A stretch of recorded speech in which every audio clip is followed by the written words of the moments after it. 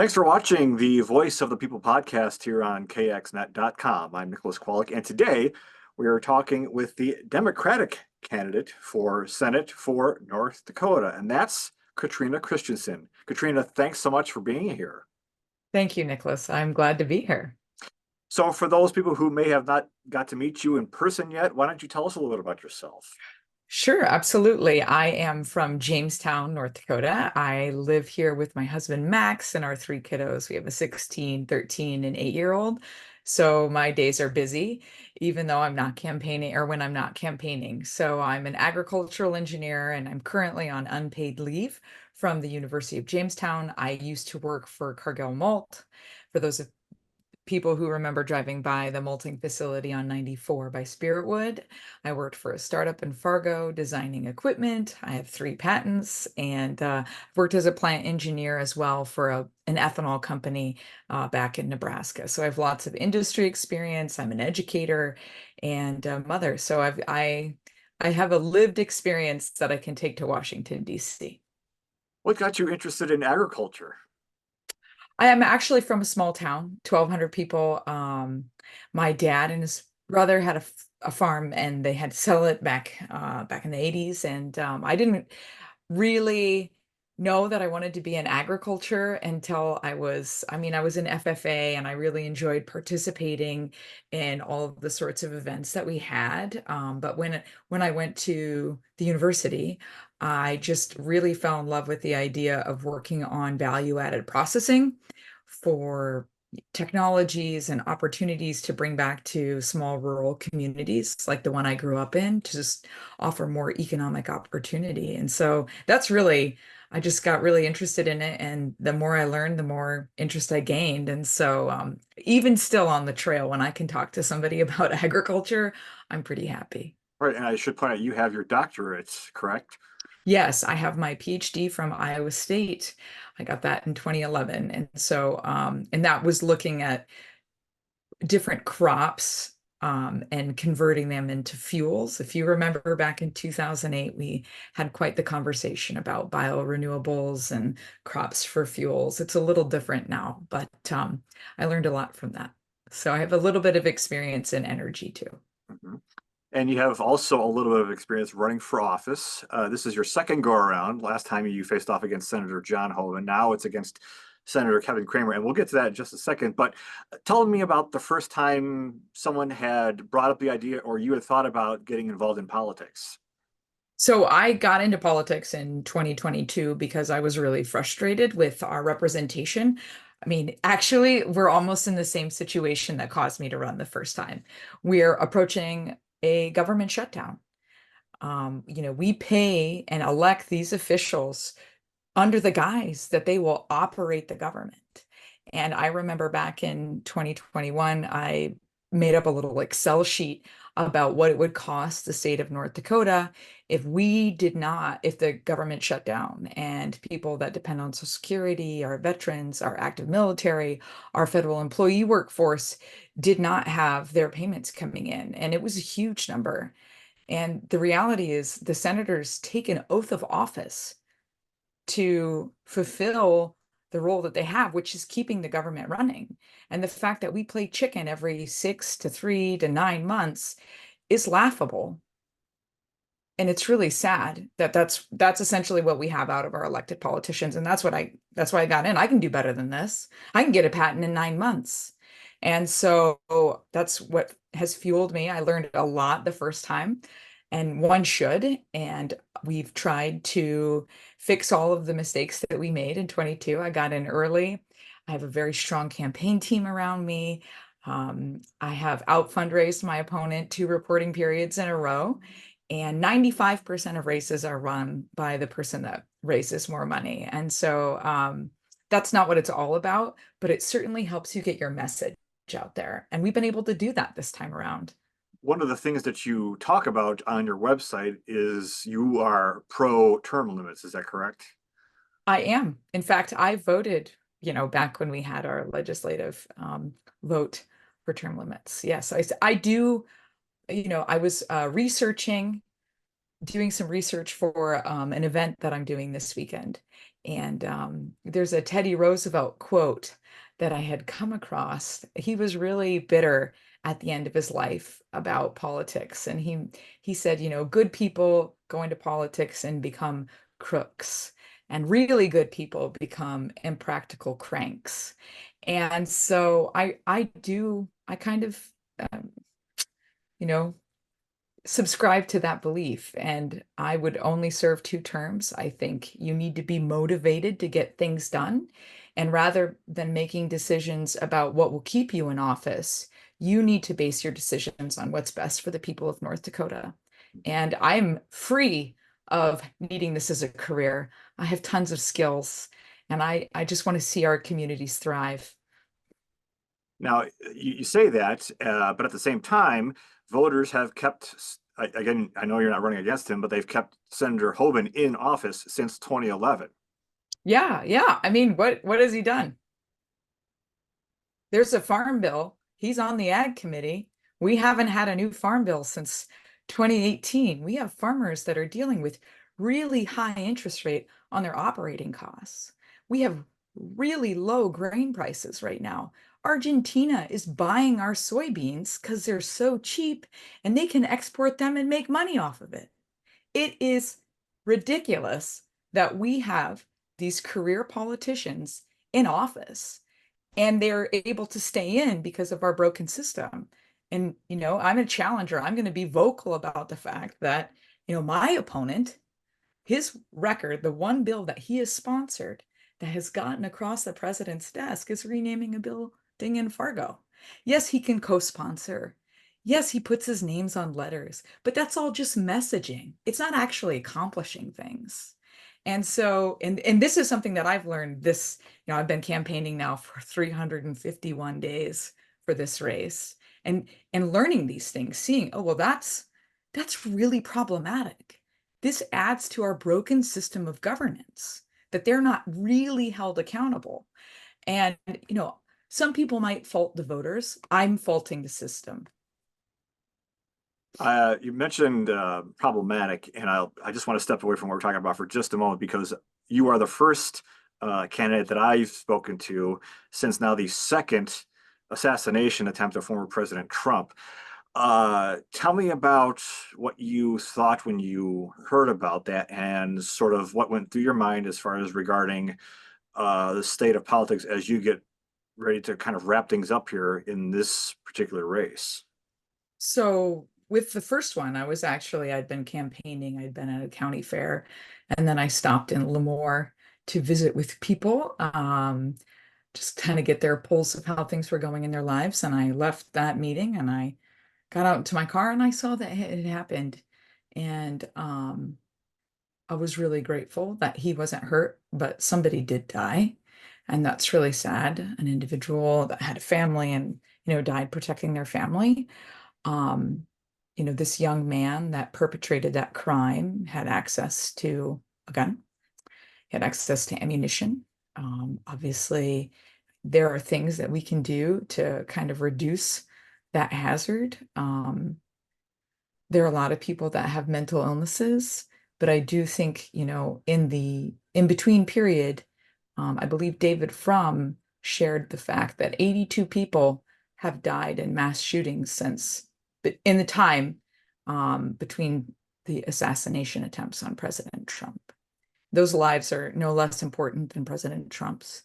And that is, we need to address gun violence in our society, whether it's at political people or innocent people that just are in their school doing their thing and don't expect to get killed at their job. And so I think it's part of a broader conversation we need to deal with. And we know what those solutions are: background checks, gun lock regulation, red flag laws.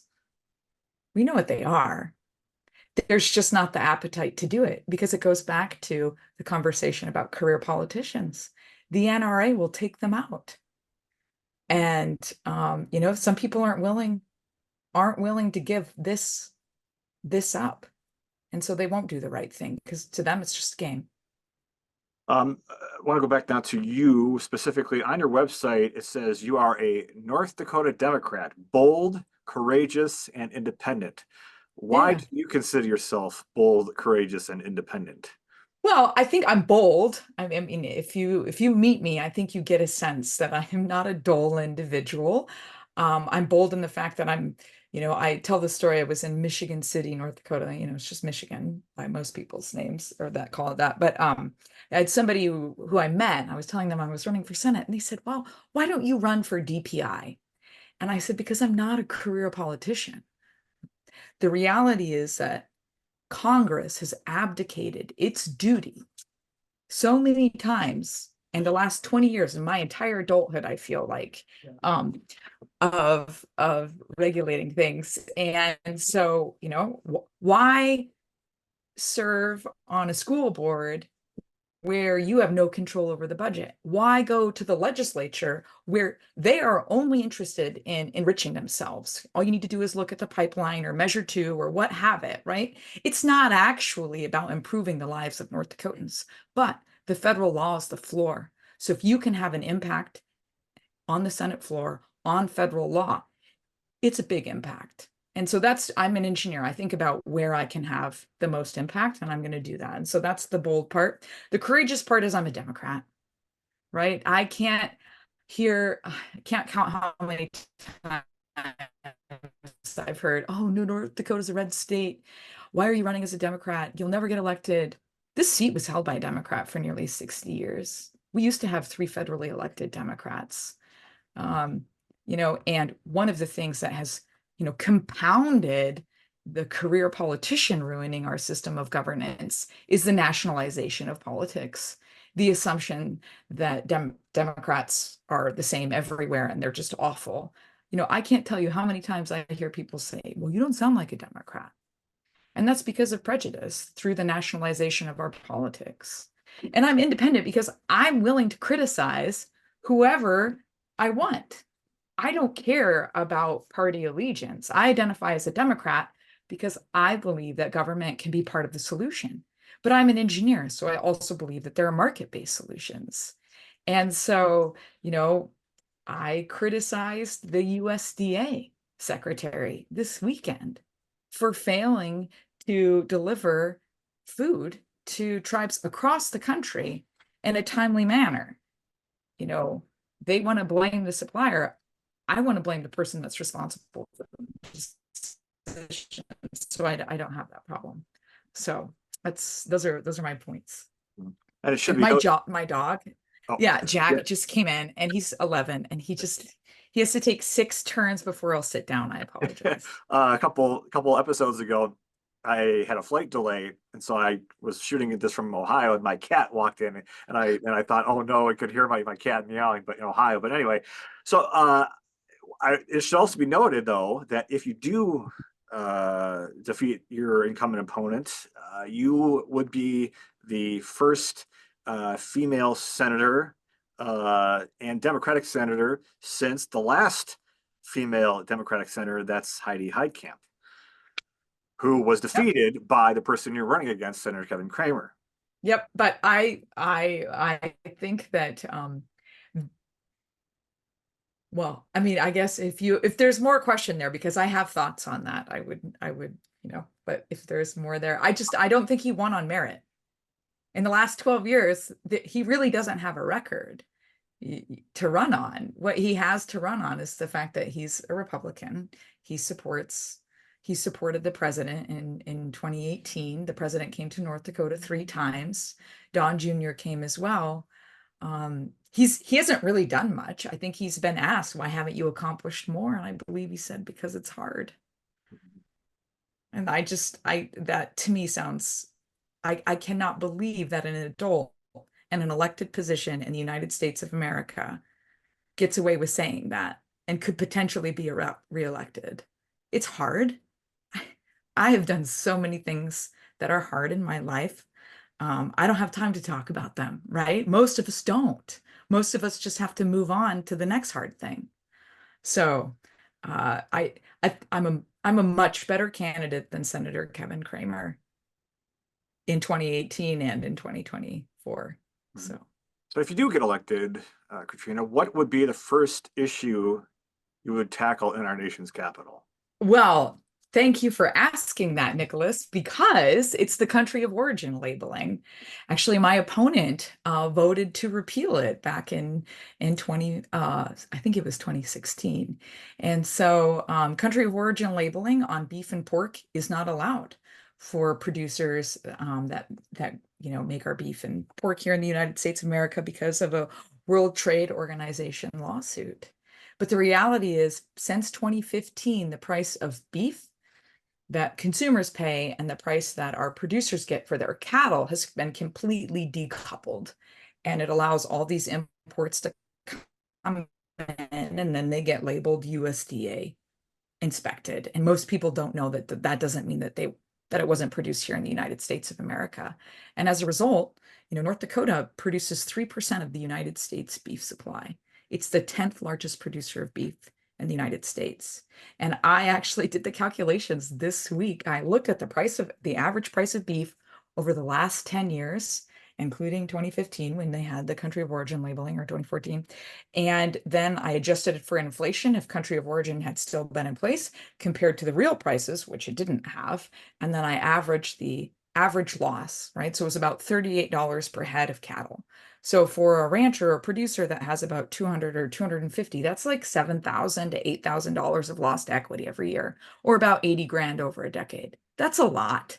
And if you look at the state of North Dakota, that's $40 million per year in lost equity. So if I went to an economic development corporation anywhere in North Dakota and I said, I can get you $40 million just by reinstating country of origin labeling, I think they'd do it. And so that's why it's really important from an economic point of view. It's important for our producers, but it's ultimately about food security and national security. We've all survived the pandemic. And we all saw what supply chain crunches did to our lives. And we don't want to lose our ability to produce food. And so we need to make sure that we protect our producers from unfair practices and imports, and make sure that they have their fair share so that when the next crisis, like the pandemic, I hope it doesn't happen, but it might happens, we have that food security, which gives us national security.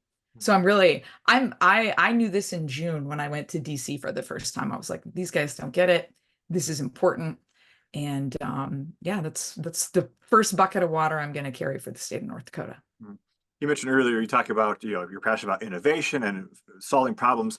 Of course, one of the goals of the Biden administration right now is to get things carbon free by 2035. That's their goal, especially driving on the roads.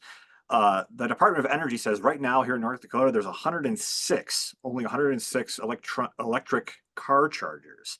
Um, and obviously there aren't as many cars that run on electric vehicle charge. So is that something that you think could be done? And if not, how do you think, and how would you sort of support that getting done if they still want to hit that goal?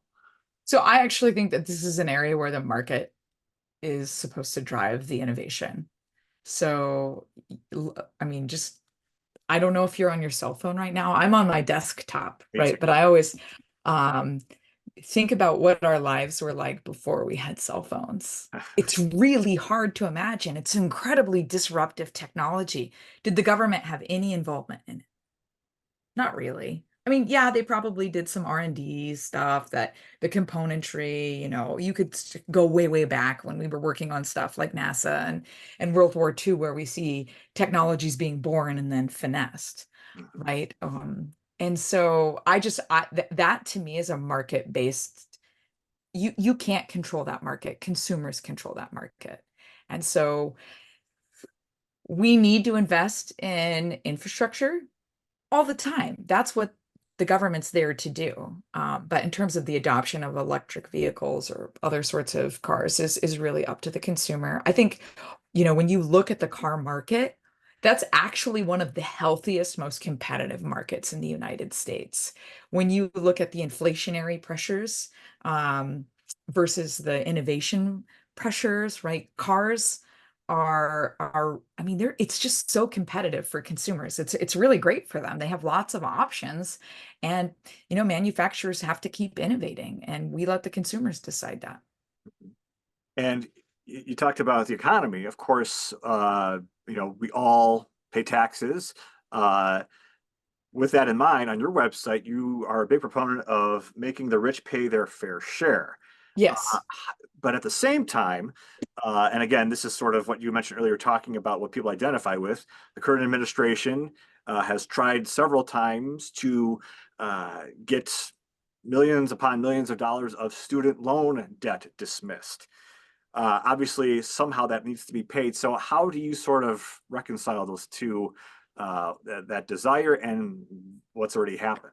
So I don't think that, so let me be clear here. Um, Elon Musk is done paying for his taxes on like January 1, and many of the other ultra billionaires, right? They live their lives on their capital gains or borrowing based on their assets. And so it's just a completely different game than what you and I presume you and I experience. And so I want the middle class to get a tax cut.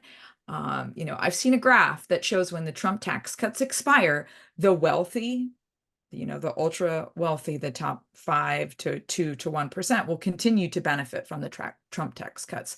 But actually, the middle class and the working class will actually be net negative when it comes to 2027. We'll have actually had to pay more in. And so we need to rectify that because 95% of North Dakotans are in those two groups. And so, but they don't have voices in Congress, right? That's why you don't see middle class and working class tax cuts because they don't have a conduit, right? The rich do. And so we need to rectify that. When it comes to the student loan forgiveness, this is another example of Congress really failing and the executive branch trying to make up for it. Why haven't we reformed the cost of higher ed or what Pell Grants or student loans look like from a federal level? The answer is Congress hasn't done anything. And so here's, the president, they're trying their best. They're not going to get it through the courts. I mean, they can keep trying, but the courts seem pretty determined to not allow that to happen. And I think, it's just this really lays at the feet of Congress. They can't keep the government open, let alone resolve, the cost that is to go to college. And so I it really we get lost in this conversation, and we need to be reminded that Congress has the ability to pass legislation to lower the cost of higher ed. They could offer scholarships, they could change those Pell Grant rates, they could do a whole bunch of things, but they don't because they don't need to. They can just get reelected, have lunch, go on fancy trips. So that's I would remind your listeners that who's really to blame here? It's not the executive branch. The judicial branch has no interest in helping the public, and Congress isn't held accountable until we hold them accountable. But I would say at the same time, that was one of the President Biden, that is, his campaign goals when he first ran was to help eliminate student debt. I think it's a noble goal, but I really he can't right now because he doesn't have the House. Mhm. But he got a lot done. He just wasn't able to get through reform. I think one thing that, I know a lot of people get upset about the student loan thing because I paid off my loans. I paid off my loans. My husband paid off his loans. Um, but it's the problem is the interest, right? Some people, because of their situation, end up never paying off the principal. They have student loans in perpetuity. Right. And those are the people that President Biden is trying to help. These aren't the people who were waiting. Oh, are they going to give us debt relief? I'm going to go to school now. It's not like that. It's like, I mean, I can think of this person that was a reporter for WNYC, and she was talking about her student loans, and like they just kept getting bigger and bigger. And that's the problem that Biden's trying to address, though you really do need to go through Congress. I know we're running up against the clock here. I can't believe it's already been a half hour, but I would be Oh, remiss if I didn't mention at least things are, at least where, as it relates to North Dakota, when it comes to women's health care. As you know, that was struck down. We're taping this on Thursday, and this is going to air Monday. That was struck down by Judge Bruce Romanek, at least the North Dakota law last week. Your thoughts on that? It's probably temporary. I mean, he's right, but it's probably just temporary. And so we can breathe a little sigh of relief. I think the thing that's really notable is the day after that decision, ProPublica, I believe, had the story about one of the first women to die as a result of Georgia's 6-week ban, which is very similar to North Dakota's. She was denied life-preserving care after 20 hours, and then it was too late and she died. And so the reality is that these bans are harmful from a public health point of view. And I think the judge saw that, and that, in North Dakota, maybe women have some rights, maybe right to health care. And I know women that have miscarried. I've miscarried. I didn't need treatment, but it was certainly really scary when it was happening. I can't imagine going to the hospital and being denied care. When would that happen for a man? It wouldn't. And I like the idea that, like, if my child, like this woman in Georgia, if you read the ProPublica story, she has a 6-year-old. He's now an orphan. And her last words to her mother were to take care of her son. Like, the reality is these bans that have been implemented are really poorly written laws. And there's a lot of ambiguity. A lot of healthcare providers are scared to provide care. And as a result, you see people dying. I mean, we knew it would happen. Everybody thought it was hyperbolic to say that, but now it's happened. And there's a 6-year-old without a mom and a woman without her daughter. And it's quite frankly scary, right? And so I'm really glad the judge overturned the law. But I know the legislature here is going to come in and try to pass another ban, or Wrigley's going to take it to the Supreme Court. It's probably good that he's not that good at his job, but it doesn't help me sleep at night. And finally, Katrina, with about a minute here now, why don't you tell voters why you believe they should vote for you this November? So thank you, Nicholas. I think what I've learned over the last 351 days campaigning is that it's just as important to listen, to learn to listen, as it is to fight. And that the fight isn't red versus blue. It's not liberal versus conservative. It's not Democrat versus Republican. But the fight is actually about protecting people who don't have armor, right? Like that woman in Georgia, Nicole, or the ranchers that don't have country of origin labeling, or the farmers that don't have a farm bill that represents the current market. There are kids that need protection in school from gun violence. And there are senior citizens that need Social Security to be solvent. And so if they want somebody who's not in this to play games and sees that it's about learning, it's about listening, and it's about fighting to protect them, then they should vote for me on November 5th. And I'm going to be term limited out, so they won't have to hear my voice too long. Well, Katrina Christiansen, I thank you so much for your time. Thank you for talking about the issues that matter to you. And of course, we may see you sooner than later, obviously, depending upon how North Dakota votes come this November. So thanks again for your time. We deeply appreciate it. And thank you for watching the Voice of the People podcast here on Thank you, Nicholas. KX.com. We'll be back soon with more on the questions and answers affecting you, because remember, it's your voice that matters. The voice of the people.